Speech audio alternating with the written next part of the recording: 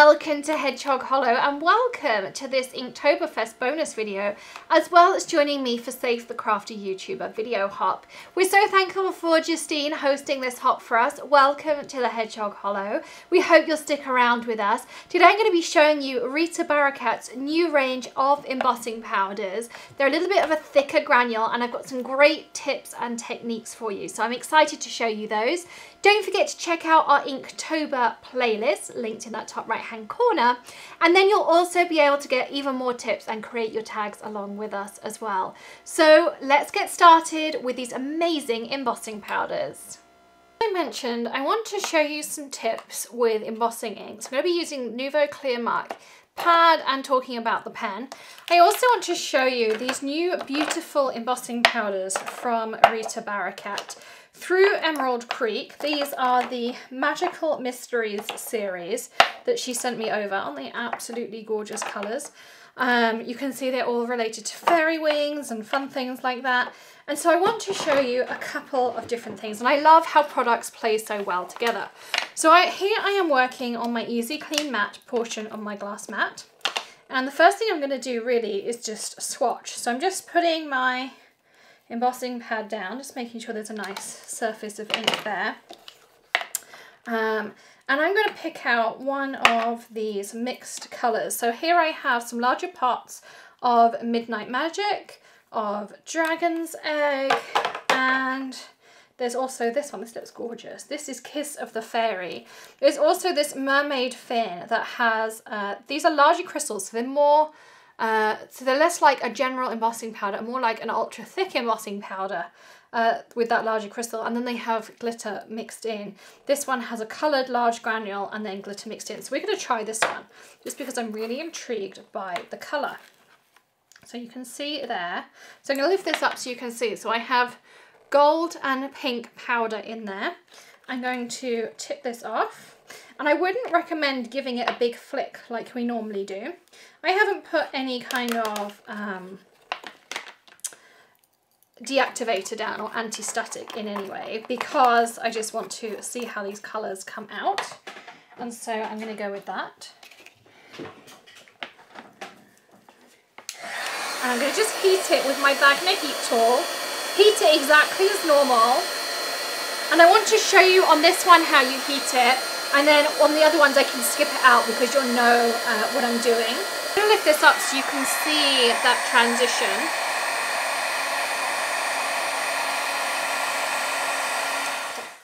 So what you'll notice that's different about large granule or ultra thick embossing powders is that you don't get full surface coverage on your first go. Now this can be used to your advantage, or we can build up layers, which we're going to do on our project in a moment.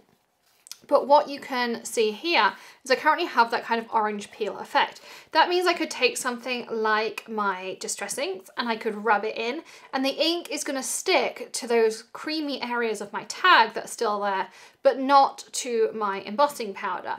Now, if I wanted to get this to a straight thickness, I can absolutely do that. And it's going to just be in building up layers. So I can go back in, I can apply my ink pad, same again. I can grab more of that embossing powder, add it on again.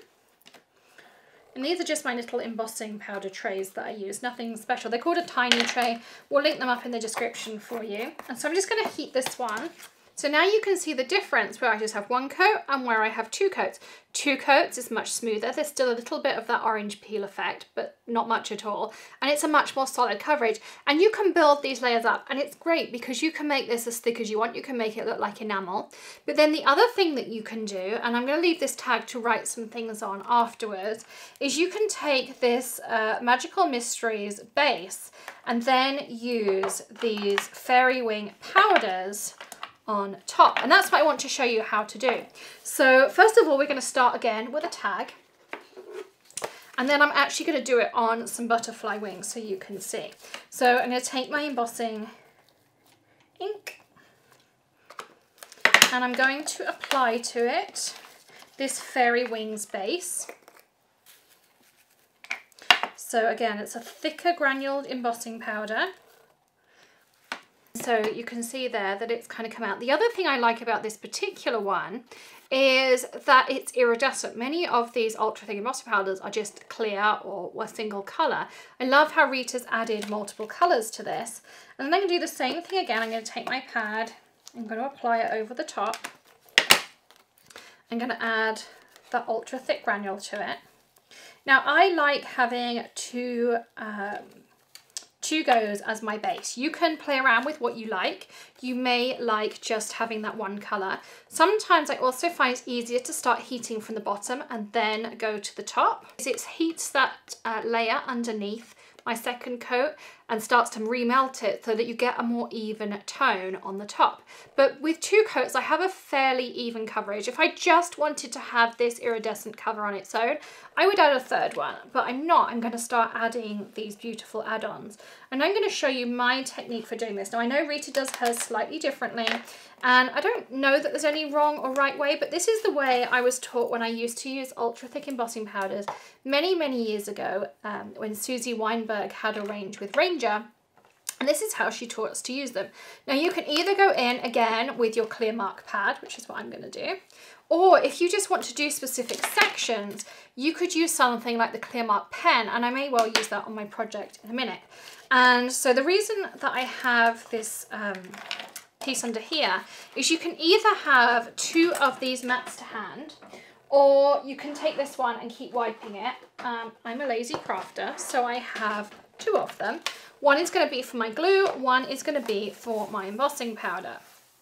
So what I'm now going to do is I'm going to reapply that clear mark because it's been a few minutes. And I'm going to take these fairy wings. So we have a blue, we have green, we have gold,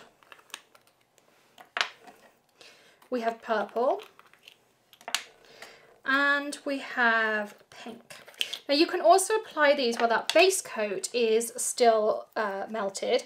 You're going to want to be heating from the underneath, because if you put it on top, that's just going to blow straight away. So I'm now going to apply, and I'm using my Tonic craft spoon so that I can apply small amounts because I want to minimize wastage. And so I'm just picking up a little of each color and I'm just tapping as I move around. And this, as I say, this just eliminates a lot of wastage here.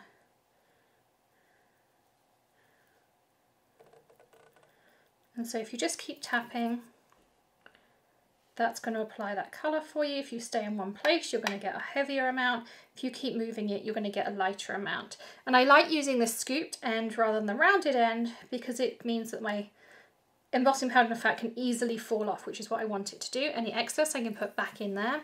And I'd like a little bit more of the green, because I think this is a really pretty green. And I'd like a little bit more blue.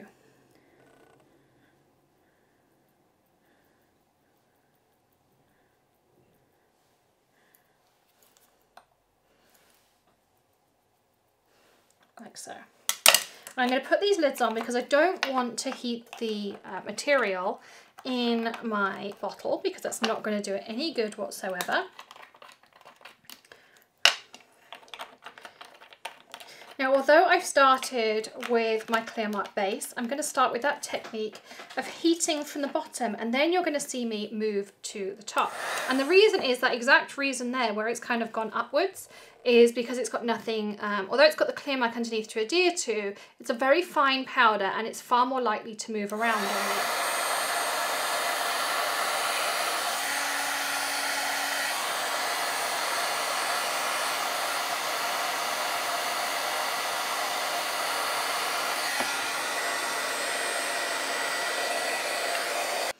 So those colours have now melted into that iridescent piece, and so you can see all those gorgeous colours I've managed to get in there.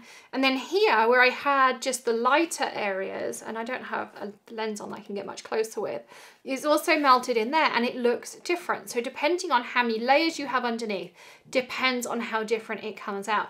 So this is 2 layers and then the colour on top.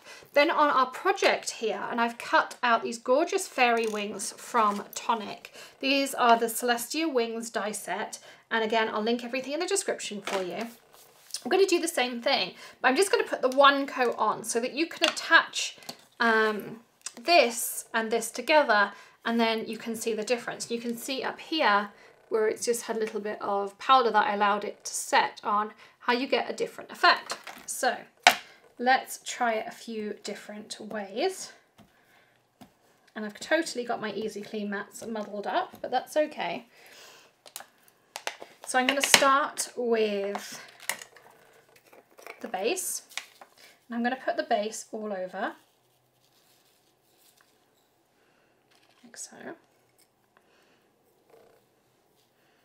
And this whole Inktober thing is all about experimentation. So I'm going to heat this up, and I'm going to use my tweezers to hold it in place. Now on one side of my wings, I'm going to take this side closest to me.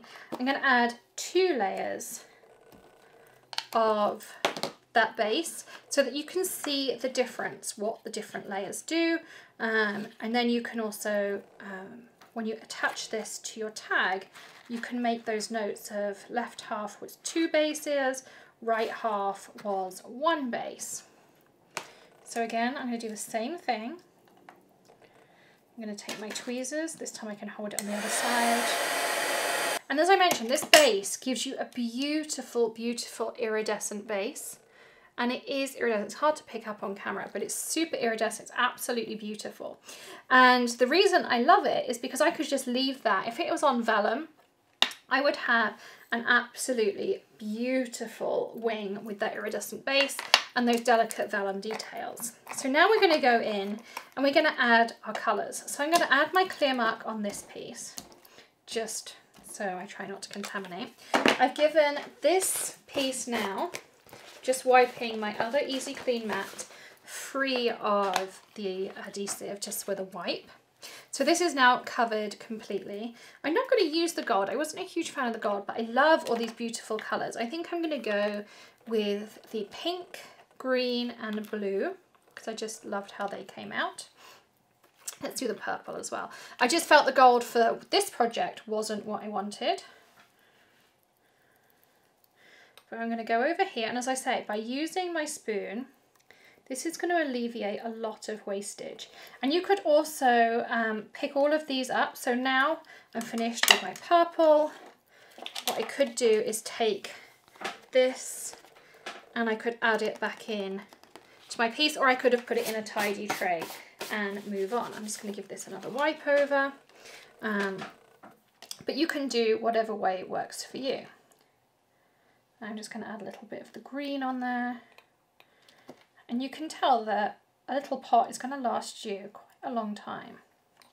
I also want to show you about the keeping it hot technique and a couple of tips I have for you if you want to go with that method. So I'm just going to add some areas and then I'm going to heat and set this, and I'm going to add the other areas using that other technique. So I'm going to go with that. So if you want to go with that heating it tool, you either want to heat this around anything with a fine piece, that's going to be kind of hard. I'm going to heat up my Heat It craft tool from Ranger. And I'm going to concentrate area at a time. So I'm going to take this, I'm going to take this away. I'm going to add those bits of green on, and then I'm going to take my Heat It tool. And that is going to melt it straight in. I'm going to heat the next area, which is kind of a bit down the wings. Now I'm going to add my pink. And I'm going to go with my Heat It tool. So this has a lower airflow, which is going to enable me to go straight back in all the time and add different colours. I'm just tilting this to the side so you get to see the wings as well. Now I'm going to go with the bottom bit of this wing. I'm going to go in with my purple. I'm going to lift away for a second because I don't want any airflow on it while I'm adding my powder. And now I'm going to go in and heat it. And I'm going to show you how to clean off your Easy Clean mats as well, because there's a really easy way to get all this embossing powder off too. And so you can keep going in and adding different colours. I'm going to do the same on the other side. So I'm going to heat an area. And so you can see if I'm adding it at the same time I've got heat, that heat is blowing my powder because it's a super fine powder. So that's why I take it away, I add my colour, and I go back in again.